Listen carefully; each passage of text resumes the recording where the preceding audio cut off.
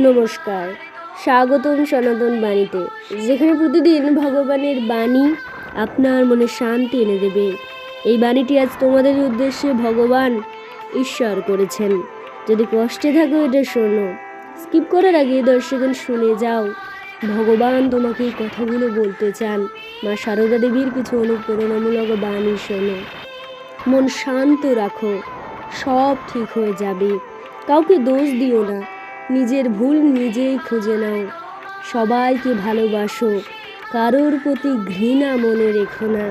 যে সহ্য করতে পারে সেই সত্যিকারের জয়ী হয়। মানুষকে সাহায্য করো, তাতেই ঈশ্বরকে পাওয়া যাবে। সরল জীবনই সত্যিকারের শান্তির পথ। ভালো কাজ করো, ফল নিয়ে চিন্তা করো না কখনো। বিশ্বাস রাখো, ঈশ্বর সব দেখছেন। নম্রতা মানুষের সবচেয়ে বড় গুণ। অন্যের সুখেই নিজের সুখ খুঁজে নাও। ঈশ্বর এই কথাগুলো, মা সারদা দেবী এই কথাগুলো বারংবার বলেছেন আমাদের উদ্দেশ্যে। তাই আজকের এই বাণীটি যদি ভালো লেগে থাকে তাহলে একটা লাইক করে দাও আর ফলো করতে ভুলো না। ইউটিউব থেকে দেখে থাকলে সাবস্ক্রাইব করতে ভুলো না। ভগবান তোমার আমার প্রতিটি জীবের, প্রতিটি প্রাণীর যেন মঙ্গল করেন, এটাই আমাদের কামনা, এটাই আমাদের বাসনা।